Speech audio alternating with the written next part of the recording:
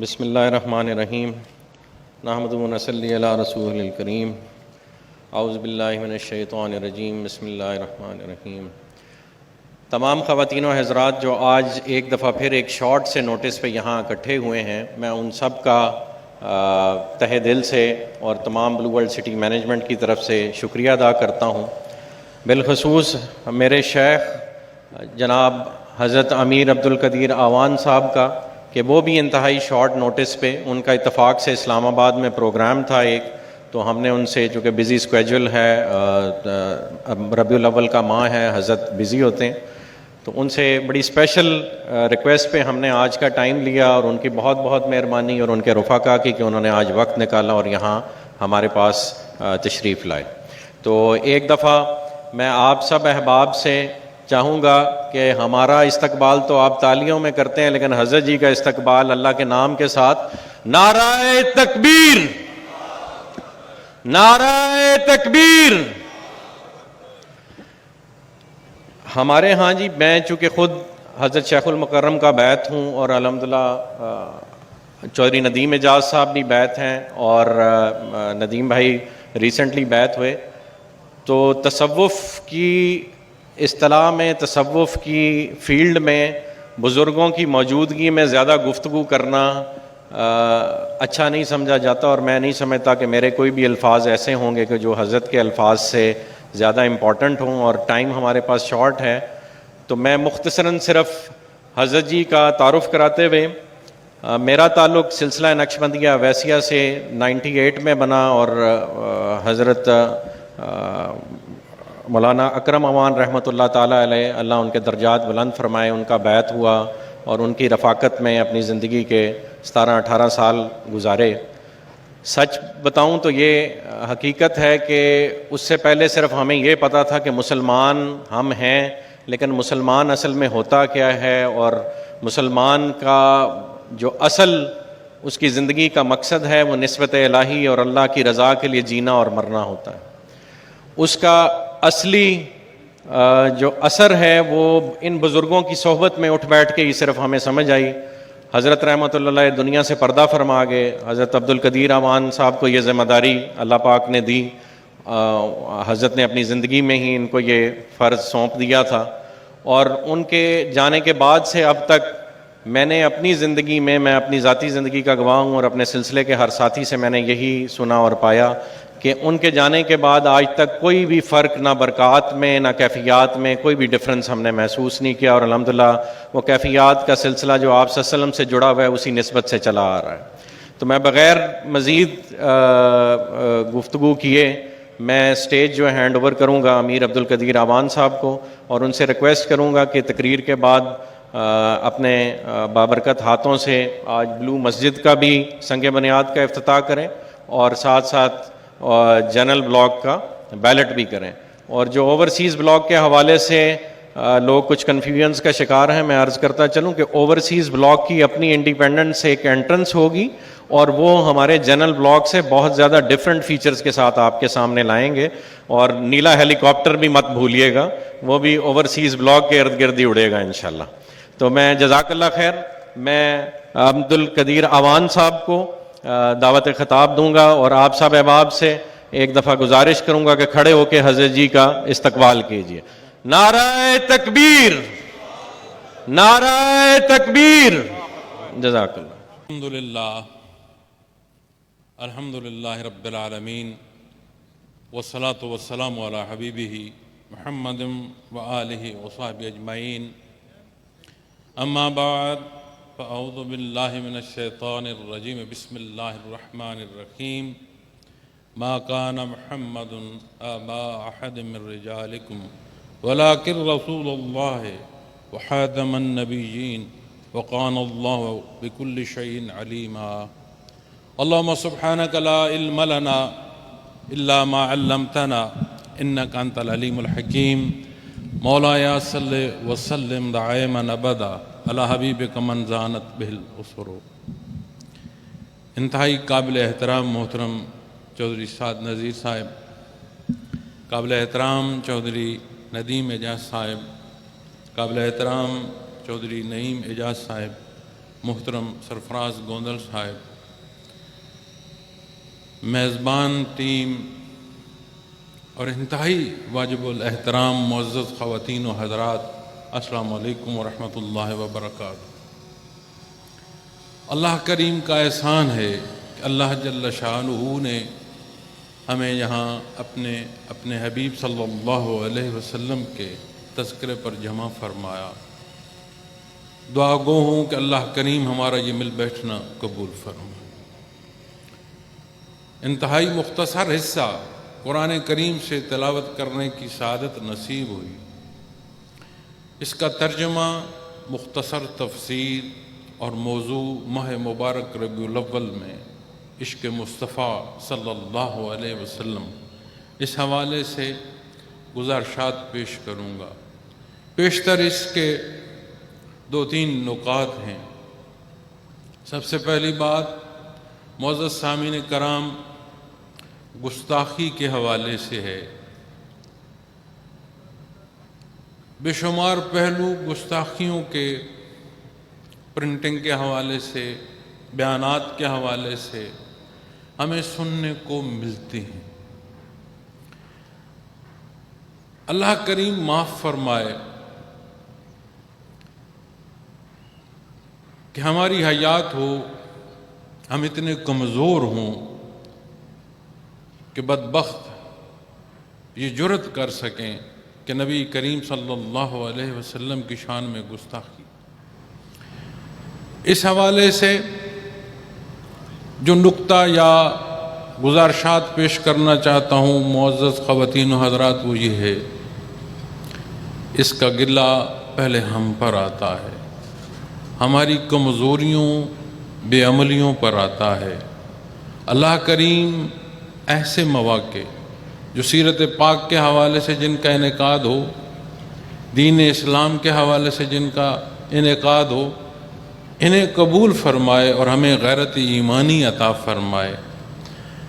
بحیثیت مسلمان آج ہم عدم تحفظ کا شکار ہیں، حالانکہ یہ وہ قوم ہے جسے اللہ کریم نے امت محمد رسول اللہ صلی اللہ علیہ وسلم ہونا عطا فرمایا۔ ہمارا باعمل ہونا نہ صرف ہمارے اندر انصاف پیدا کرے گا، بلکہ غیر مسلم تک بھی انصاف بہم پہنچانے کا سبب ہوگا۔ دوسری بات،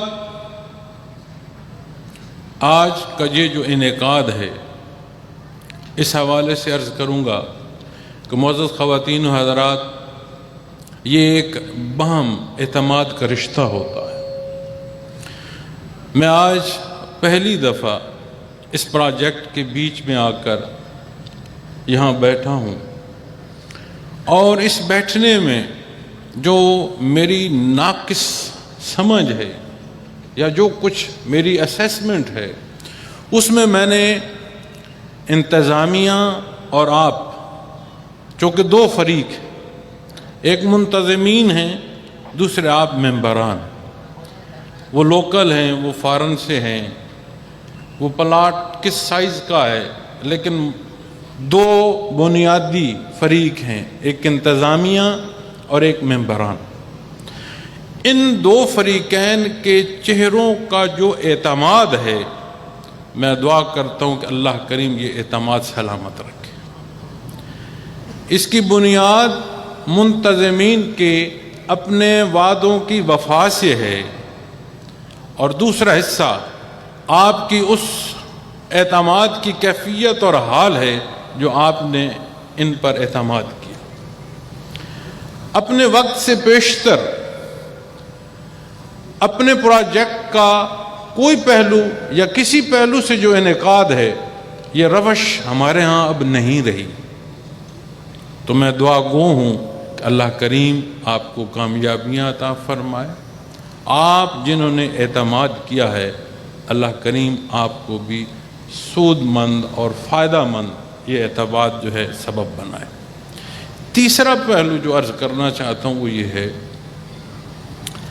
کم علم آدمی ہوں، گنہگار آدمی۔ انہوں نے بڑی محبت سے یہاں خوش آمدید کہا۔ آپ کا شکر گزار ہوں کہ بندہ گناہگار کے لیے آپ نے اظہار مسرت کیا۔ یہ جو موضوع ہے عشق مصطفیٰ صلی اللہ علیہ وسلم، یہ وہ عطائے رب کریم ہے کہ اس کے لیے اگر سر کے بل چلنا اور چل کر آنا ہو تو یہ باعث برکت اور خوشبختی ہے۔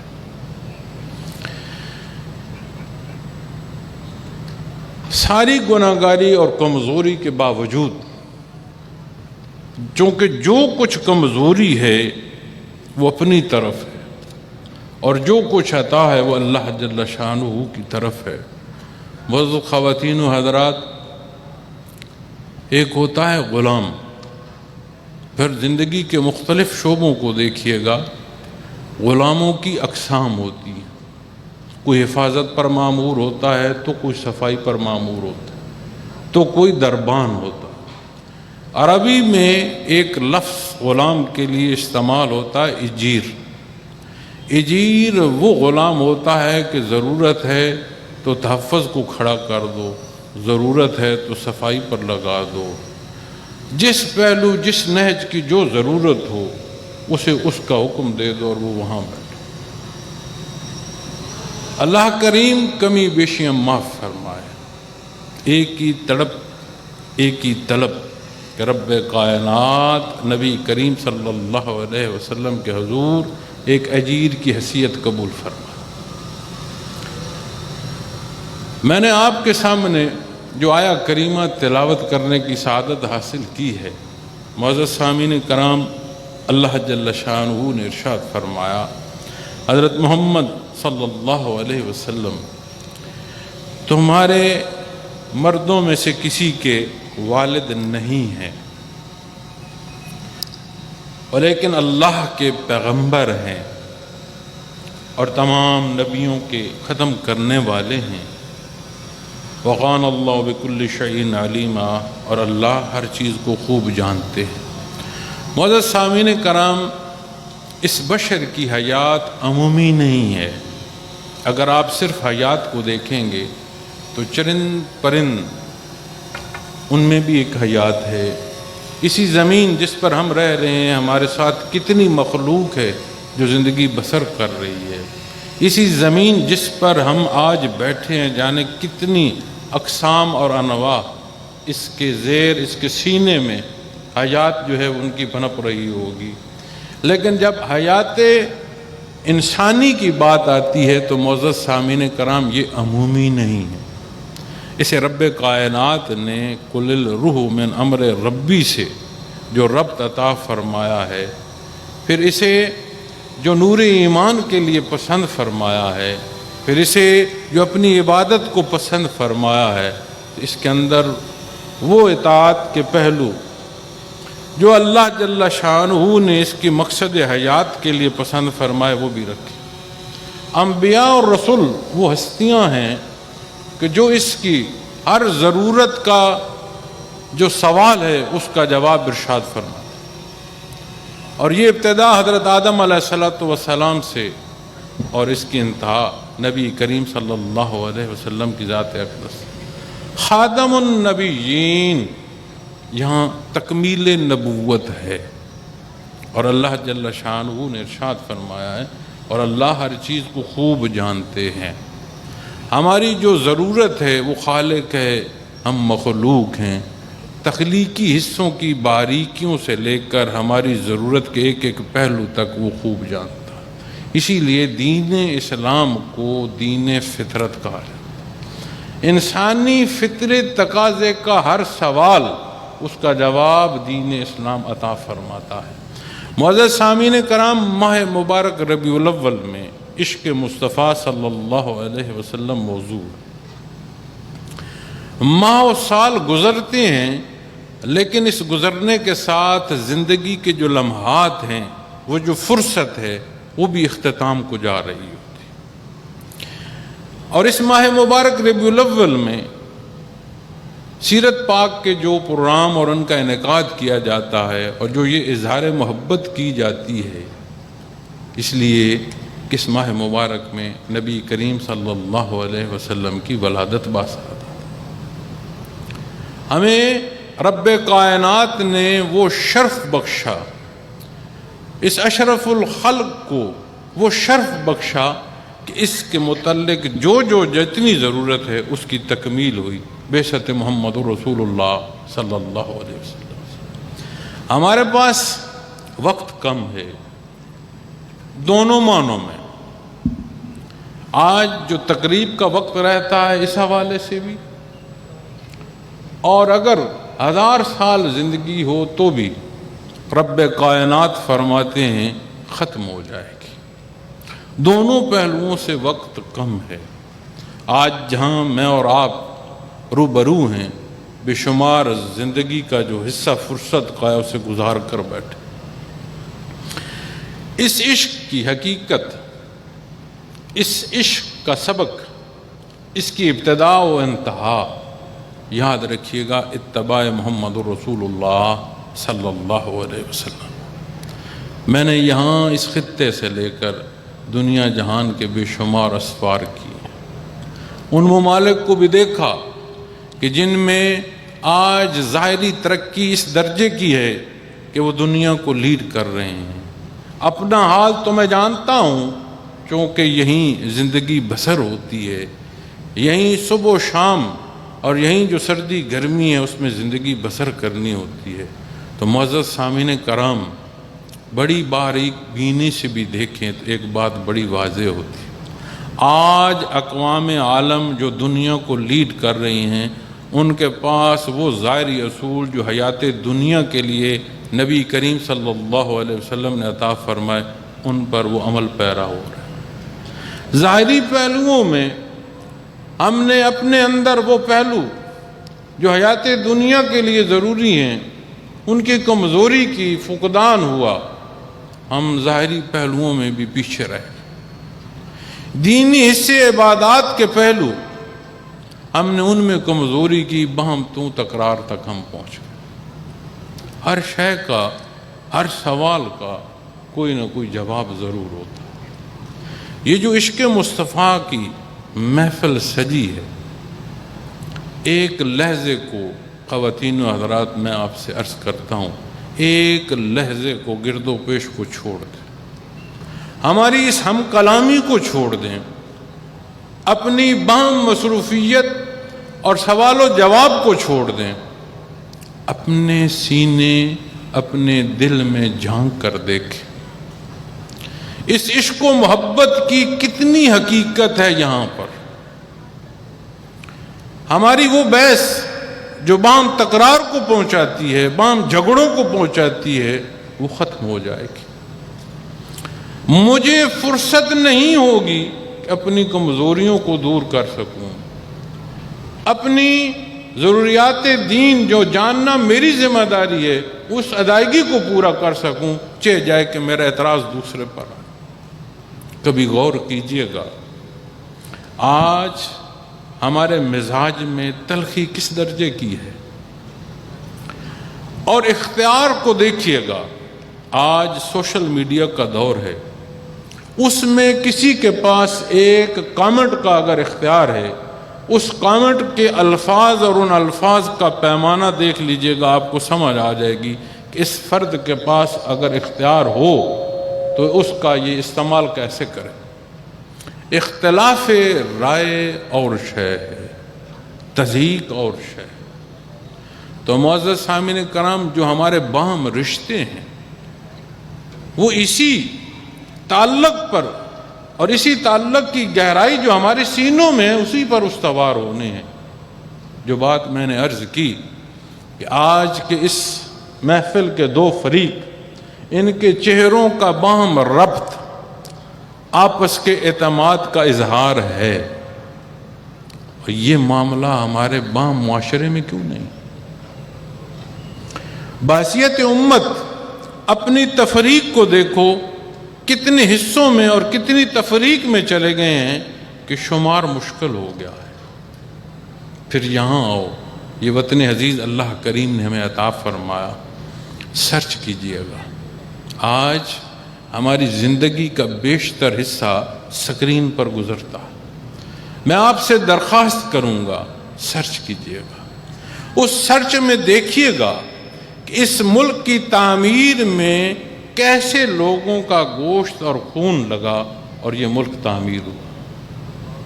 پھر اس کے نظم و نسق کو دیکھیے گا، پھر کسی کے اعتراض کو چھوڑ دیجئے گا، اپنی زندگی اور اپنے معمولات کو لیجئے گا کہ صبح سے لے کر شام تک جو قوت میرے پاس ہے، جو اختیار میرے پاس ہے، جو دانست میرے پاس ہے، جو حیثیت میرے پاس ہے، میں اس کا استعمال کیا کر رہا ہوں۔ ایک بام سودا ہے۔ آئیں معزز خواتین و حضرات، اس حقیقت کو آج کی اس محفل میں اپنے اس اظہار محبت محمد الرسول اللہ صلی اللہ علیہ وسلم میں اس حقیقت کو جانیں اور اللہ سے اپنی کمی بیشی کی معافی مانگتے ہوئے وہ خالص اتباع جو ہمیں اس محبت کی حقیقت سے آشنا کرے، جو ہمیں مقصد تخلیق کو پہنچائے، جو ہمیں اللہ جل شانہ کے حضور سرخرو کرے۔ زندگی کے زیر و بم بے شمار دیکھے، حالات کی سختی و گرمی بے شمار دیکھی، گزرتے لمحات احساس دیتے ہیں کہ ہر گزرنے والا لمحہ زندگی سے مائنس ہو رہا۔ ایک لحظے کو اپنے بچپن سے لے کر اب جس عمر میں آپ بیٹھے ہیں اسے دیکھ، اگر تو آپ کو سمجھ آئے کہ یہ وقت کیسا گزرا تو پھر ایسا لگے گا جیسے کل کی۔ تو جو اتنا گزار کے لگ رہا ہے کہ کل کی بات ہے، تو جو باقی ماندہ ہے اسے گزرتے کیسے معلوم؟ تو میں صرف اتنی عرض کرنا چاہتا ہوں، اللہ میرے یہ دعویٰ ہر مسلمان، نبی کریم صلی اللہ علیہ وسلم میرے یہ ہر دعویٰ مسلمان خواتین و حضرات، تو دین اسلام کیا مولوی صاحب کا ہوگا؟ تعلیمات ظاہر کی بات آئے گی تو ذمہ دار کیا صرف علماء کو ہم ٹھہرائیں؟ بات کیفیات باطنی کی آئے گی تو کیا ہم اسے ذمہ دار بزرگوں کو ٹھہرائیں گے؟ نہیں، دین اسلام بھی اسی طرح میرے اللہ نے میرے لیے پسند فرمایا، میرے نبی کریم صلی اللہ علیہ وسلم کے ارشادات ہیں، میرے نبی کریم صلی اللہ علیہ وسلم کی سنت ہے۔ یہ دنیا فانی ہے، عارضی ہے، ہمیشہ کسی نے نہیں رہنا۔ اور یاد رکھیے، تارک کو دنیا ہونا اسلام نہیں ہے کہ دنیا چھوڑ دو، رہنا اسی دنیا میں ہے۔ کشتی کا تصور پانی میں ہوتا ہے، کشتی کا تصور پورا ہی تب ہوتا ہے جب ساتھ بات پانی کی آئے۔ لیکن ایک بہت بڑا فرق ہے معزز سامعین کرام، کہ کشتی پانی میں ہو تو بات اور ہوتی ہے، پانی کشتی میں داخل ہو جائے تو پھر بات اور ہو جاتی ہے۔ کشتی پانی میں تیرتی ہے، پانی کشتی میں آئے تو ڈوب جاتی ہے۔ دنیا کی مثال بھی ایسے، یہیں ہم نے رہنا ہے، یہیں ہمارا لین دین ہے، یہیں ہماری پسند و ناپسند ہے، یہی ہمارا جو معاملات دنیا کے ہمارے ساتھ، یہ اس کے مصطفیٰ کا اظہار ہماری نیت سے لے کر کلام تک، افکار تک، ایک دوسرے کے ساتھ جو تعلقات ہیں، حقوق و فرائض کی تقسیم تک، کہیں کوئی تشنگی محسوس نہیں کریں گے۔ اور کسی معاملے میں بھی ضرورت پیش آئے، کاروباری حیات ہو، ازدواجی معاملات ہوں، ذاتی خیالات تک کو پیمانے پر رکھ کر دیکھیے گا، جہاں جہاں نبی کریم صلی اللہ علیہ وسلم کے اتباع کی بات آئے گی وہاں مسائل حل ہوں گے، مسائل بڑھیں گے۔ اور دوسرا پہلو جو اس اظہار محبت میں ہے کہ ہم نے ہر شہر رواجات کی نظر کر دی۔